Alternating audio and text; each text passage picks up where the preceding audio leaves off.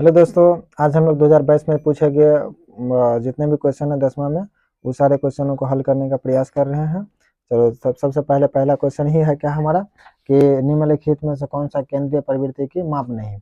देखिए माध्य है, माध्यक है, बहुलक भी है और मानक विचलन नहीं है, तो यही आपका क्या हो जाएगा, आंसर हो जाएगा। तो दूसरा नंबर सवाल में देखिए 14 प्रेक्षण है, 14, 15, 13, 16, 14, 15, 17, 13, 15 का बहुलक है ना। तो आप ऐसा कर लेते हैं, इसको एक ऑर्डर में सजा लो। ऑर्डर का मतलब होता है कि एक सेकंड या तो बढ़ते क्रम में सजा लीजिए या घटते क्रम में। तो पहले सवाल को ही लिख लेते हैं हम। 14 है, उसके बाद कितना है, 15 है, उसके बाद 13, 16, उसके बाद कितना है 14, उसके बाद है 15, उसके बाद 17, उसके बाद 13, उसके बाद 15। इसको क्या कर लेना है अपने को इसको क्या कर आरोही क्रम में हम सजा लेते हैं। आरोही क्रम का मतलब होता है बढ़ते क्रम में। कौन सा क्रम, बढ़ते क्रम में। तो सबसे पहले देखेंगे कि कहाँ सबसे छोटा, देखिए यहाँ 13 है, एगो 13 लिख लेंगे। फिर यहाँ पे एगो 13 है, तो फिर यहाँ पे 13 लिख लेंगे। और है 13 नहीं है। अब 14 को देखेंगे तो 14 यहाँ भी है और एक जगह यहाँ भी 14 है। और है 14 नहीं है। तो फिर 14 के बाद क्या आता है 15, 15 भी दिया है तो 15 लिखेंगे, ये 15 हो गया। यहाँ भी 15 है, चलिए यहाँ भी 15, यहाँ भी 15 है तो यहाँ भी 15, ठीक। उसके बाद हम लोगों को क्या देखना, 16, 16 यहाँ है तो एक बार 16 आया है। 17 कितने बार आया है, एक बार आया है। तो गिन लो 1 2 3 4 5 6 7 8 9, 1 2 3 4 5 6 7 8 9, 9 पूरा गया ना। तो अब इसको हमको चेक करना है। तो यहाँ पे क्या पूछा है कि बहुलक है ना, बहुलक। बहुलक बराबर क्या होता है फॉर्मूला, बहुलक बराबर होता है सर्वाधिक बारंबारता वाला चरमास। बहुलक बराबर होता है सर्वाधिक बारंबारता वाला चरमान, बारंबारता वाला चरमान।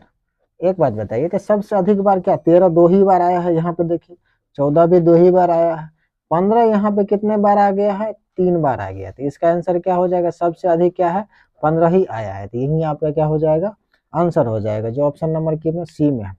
अब आपसे देखिए 3 नंबर क्वेश्चन बहुत आसान क्वेश्चन है और बहुत बार पूछा गया क्वेश्चन है कि प्रथम 5 प्राकृतिक संख्याओं का माध्य क्या होगा। अच्छा, तो सबसे पहले करना क्या है, सबसे पहले सवाल को लिखिए।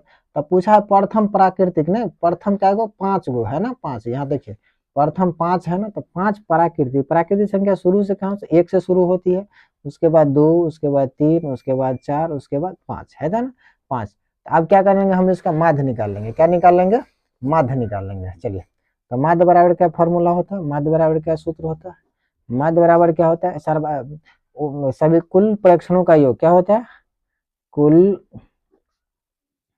परीक्षणों का योग, कुल परीक्षणों का योग बटे कुल संख्या, बटे कुल संख्या। क्या होता है, कुल परीक्षणों का योग बटे कुल संख्या।